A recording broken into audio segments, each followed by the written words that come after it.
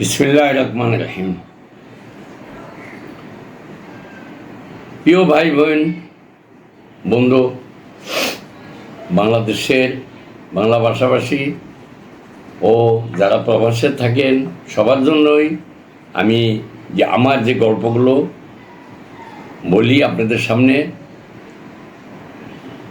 আমার মনের কথাগুলো বা আমার কর্মকাণ্ডগুলো, দুঃখের সুখের বা যুদ্ধের, এই সব মিলায় যে আলোচনাটা আমার রেগুলার করি, তারই ধারাবাহিকতায় এখন আজকের পর্বে আমি এই যে ইন্ডিয়ায় গেছি যুদ্ধের জন্য, সেই নিয়ে এখন কথা বলব। যেখানে গেছি সেই জায়গায় যাই দেখছি যে আমরা 200-300 ছেলে পেলে ছিল, জায়গা কম ছিল, ওখানে জায়গাও না, পরে ওখান থেকে আমাদেরকে আরও 4-5-6 মাইল দূরে নিয়ে গেল। এখন ওখানে কোনো গড়বাই নেই, সাইডে বড় পাহাড় আছে, পাহাড়ের সাইডে একটা ঝর্ণা আছে, বিরাট বড় ঝর্ণা, পানি খুব পরিষ্কার পানি, ওটা গোসল করা যায়, খাওয়াও যায়। কিন্তু আমাদের কোনো খাদ্য নাই। আমরা মনে করেন ওই নিজের 2-1 টাকা যাই নিয়েছিলাম, হয়তো অনেকেই 4 পয়সা নিতে পারে না, গরিব, কেউ 5 টাকা নিচ্ছে, কেউ 4 টাকা নিচ্ছে, যাই নিচ্ছে। কিন্তু মিলামিশা ওই পাহাড়ে গিয়া ওই যে ওই দেশের যে আদিবাসী যারা পাহাড়ে বসবাস করে, গারো জাতি, তাদের ওই পাহাড়ে কাঁঠাল, জঙ্গলের ভিতরে কাঁঠাল গাছ, প্রচুর কাঁঠাল গাছ ছিল, কাঁঠাল পাইকে ভেঙে থাকতো, অনেক কাঁঠাল পইকা ওই গাছের পইরা নিচে হয়ে থাকতো, ওই কাঁঠাল আইনা খাইতাম। এরকম করতে করতে পরে দেখা গেছে যে ওরা ওই যে কেউ কেউ গিয়া 4 আনা দিয়া 2 আনা দিয়ে কিনে আনে, অনার তো মাগনা দেন। তো আমরা ওই কিনে আনতাম, আইনা একটা কাঁঠাল আইনা 3-4 জনে খাইয়া সারাদিন থাকতাম, গাছতলায় শুয়ে থাকতাম লুঙ্গি বিছাইয়া। এই অবস্থার ভিতর দিয়ে প্রিন্সিপাল সাহেব খুব ভারতের উপর মহলে দৌড়াদৌড়ি করে ওপর থেকে নেতৃবৃন্দরা আসলো, এমপি মন্ত্রী আসলো, দেখলো আমরা এখানে প্রায় 500-র মতো ছেলে পেলে, দেখে পরে এখান থেকে রলি বইরা এই যে মল্লিবাসের বাস পাঠাই দিল কন্ট্রাক্টারের মাধ্যমে। কন্ট্রাক্টার আসলো, ডিলার লেবার টাবার আসলো, গাছতল সমান হয়ে গেলে মাঠের ভিতরে বাস ফেলাই যাচ্ছে, বাইরে শেষতেছে আর ঘিরা সাজতেছে আর বেড়া বানাইতেছে। মানে এক একটা গড় মনে করেন যে সেই 50-60 হাত লম্বা, এরপরে 20-25 হাত চড়া, বড় বড় ঘুরানোর মতো ওই মল্লিবাসের চালতে ঘর বানাই দিল, দিয়ে মাঝখান দিয়ে আবার 4টা লাইন করে দিল শোয়ার জন্য।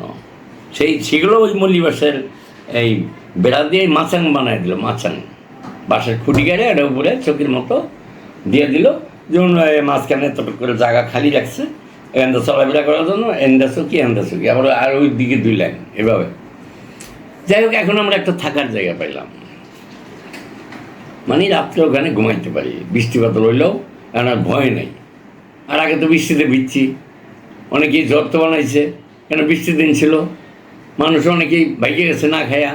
আর কিছু লোকজন ভীতু ছিল, হুবে আইছে ঠিকই, এখন বয়ের ছোটো ছেলে আছে এরকম।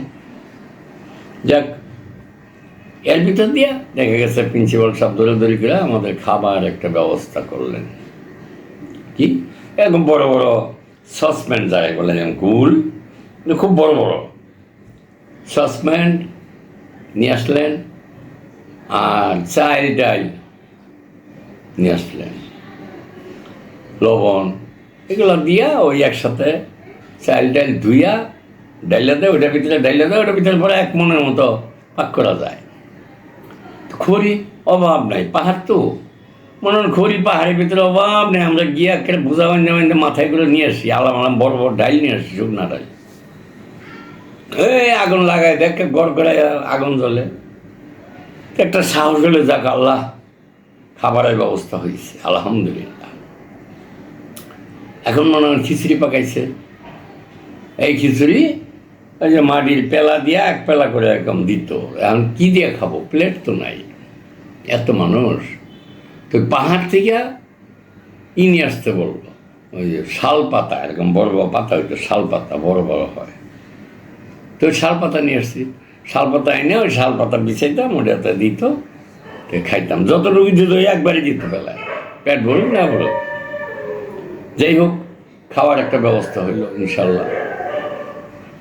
এখন যে আমাদের দুঃখ সুখের কথা ওই প্রিন্সিপাল সাহেব সকাল বিকাল নিয়ে আমাদেরকে সবার লাইন করায় বা একসাথে দাঁড়া করে আমাদেরকে সান্ত্বনা দেয়, কথা বলে আমরা কেন আসছি, আমাদের লোক অ্যাকচুয়ালি দেশের জন্য বা আমরা যুদ্ধের জন্য রেডি হবে এর জন্যই আসছি। তো সপ্তাহখানি গেল, সপ্তাহখানি পরে দেখা গেল উনি আবার কিছু লোক আসলো আমাদের বাংলাদেশের যারা আমসারের লোক ছিল, পুলিশের লোক, এগুলো করতে সংগ্রহ করলো, আমাদের একটা পিটি প্যারেড করানোর ব্যবস্থা করলো। এটা ভালো। এই সকালবেলায় 7টার সময় উঠি, মাঠ আছে, মাঠে যাই, মাঠে গিয়ে লাইন দিই, লাইন দিলে ওখানে আমাদেরকে বোঝায়, পিটি প্যারেড সম্বন্ধে বোঝায়, এরপরে right will, left will, about turn, এগুলো বোঝায়। প্রাথমিক যে ট্রেনিংগুলো আর কি যুদ্ধের জন্য তৈরি করা সৈনিকদের, তা আমাদেরকে এই ডেলি ওইগুলো বুঝাইতো আর ওই মাঠে দৌড় পাড়াইতো মাঠে। হ্যাঁ, ওই যে 3 লাইনে চাইতাম, মানে সুন্দর ফৌজি যেরকম আর্মিরা এরকমভাবে মাঠের চতুর্দিকে ঘুরা দৌড়াইতাম, তা আধা ঘন্টা দৌড় পাইতাম। আস্তে আস্তে টাইম বাড়াইতো, চাঙ্গা করতো আর কি শরীর। তা আবার বিকালবেলা করতো 4টার পরে। তো এরকম করতে করতে আমাদের এখন একটা সময় যাওয়ার বা কিছু ব্যস্ত হয়ে পড়লাম, আমাদের এখন দুঃখ কষ্ট কমে আসলো। খাবার যাই খাই, ওই যে ডাইল চাইল দিয়ে কোনো রকম একটু খিচুড়ি খাই, যাই করি, কিন্তু আমাদের এখন একটা বর্ষা হইলো, যাক আমাদের ট্রেনিং চলছে। এখন দেখা গেল যে 20-30 দিন পর আমাদের এখান থেকে লোক টেনিয়ে নেওয়ার জন্য একটা অর্ডার আসলো প্রিন্সিপাল সাহেবের কাছে, কি 3 কোম্পানির লোক নেবে, কতটি, এই 400-র মতো। একটা লিস্ট উনি করলো যে যাদের নাম লিখছে তাদের বললো তোমরা সব বেডিংপত্র যার যা থাকে, থাকলে থাকবো, না থাকলে না থাকবো, যার যা আছে এগুলো সব রেডি রেখো। বিকালে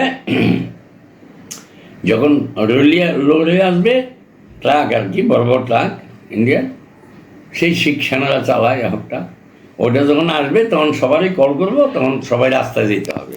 পাকা রাস্তার থেকে 1 মাইল দূরে আমাদের ক্যাম্পটা ছিল, ইয়ত ক্যাম্প বলে, ইয়ত ক্যাম্প মানে ওখান থেকে বাংলাদেশের ছেলেপিলাকে জমায়েত হয়, ওখান থেকে নিয়ে পাঠায়। সেই আমাদের এখানে জমায়েত হইল। এখন আমরা আবার কয়েকজন লোক লিস্টে বাদ করে গেলাম, তার মানে অনেক লোক তো বাইসে বাইসে দিছে। পরে আমরা খুব কান্নাকাটি করলাম প্রিন্সিপাল সাহেবের কাছে। পরে উনি করলো যে এক কাজ করো, তোমরা আমার কাছাকাছি থেকো, যদি লোক শর্ট পড়ে যায় তো সাথে সাথে আমি নাম লিখে দেবো, উঠে দেবো গা, তোমাদের কাপড় চোপড় সাথে রাখো। তো বিকাল 4টার দিকে জমাইলো, সবারই রাস্তার সাইডে না জমা করলো, ট্রাক আসছে অনেকগুলো, লাইন দিয়ে আসছে, অনেকে জমা করলো, নাম ডেকে ডেকে উঠায় ট্রাকে, উঠাইতে উঠাতে লাস্ট ট্রাকে গিয়ে দেখা গেল 27 জনের মতো শর্ট পড়ে গেছে, আর লোক নাই। বহুতবার ডাকলো আর নাই নাই, আমি ওরা সরে গেছে গা ভয়ে। ইনশাল্লাহ আমাদের ভাগ্য খুললো, আমরা তাড়াতাড়ি যাওয়ার সুযোগ পেলাম, নাহলে এর পরে বেঁচে যাওয়া লাগতো। হ্যাঁ, যার জন্য আল্লাহরই হুকুম, আল্লাহরই রহমত, আমার মার দোয়া ছিল, চলে গেলাম, এই বেঁচে চলে গেলাম। এখান থেকে 55 মাইল ভিতরে, বর্ডার থেকে 55 মাইল ভিতরে হলো মেঘালয় পাহাড়। সেই মেঘালয় পাহাড় যেটা রাত দিন বৃষ্টি পড়তে থাকে, রৌদ্র থাকলেও বৃষ্টি পড়তে থাকে, সিধা সিধা সিধা সিধা। তার মানে ওইখানকার লোক বলতো যে আমাদের বাংলাদেশের সরজমির থেকে ওটা 5 মাইল উচ্চতা, 5 মাইল উচ্চতা ওই পাহাড়টা, যেটা ময়মনসিংহ শহর, ভালুয়াঘাট, নাইলতাবাড়ি, জামালপুর, শেরপুর এইসব এলাকার থেকে দেখা যায়। তাহলে আমাদের এখান থেকে 100 মাইলের বেশি দূরে, অথচ সেই পাহাড়টা দেখা যায়, কালো একদম আকাশ লাগিয়ে রয়েছে। সেই পাহাড়ের 3 কিলো এই পাশে হলো ট্রেনিং সেন্টার। তা আমাদেরকে এই সন্ধ্যা নিতে নিতে রাত্রের 8:30 9টার দিকে নিয়ে ওখানে পৌঁছাইলো রাস্তায়, ট্রেনিং সেন্টারের কাছাকাছি। কোথায় নিচে আমরা জানি না, অন্ধকার। এখন সবারই বলছে সব নামো, সব নামো, সব নামো। পরে আমরা ওখানে নামলাম, নামার পরে সবারই গুনলো, আমাদের ফৌজি নিয়ম হইলো খালি সবসময় গুণা সব ঠিক আছে কিনা, না কেউ হারিয়ে গেলো, সবার লাইন করলো। যাই হোক, আমি এই পর্বটা এখানে রাখি, এরপরের পর্ব আবার এখান থেকে আমাদের কোন দিকে নিয়ে যাচ্ছে সেটা নিয়ে আলোচনা করব। আমি আপনাদের থেকে এটাই বলে বিদায় নিচ্ছি। আসসালামু আলাইকুম।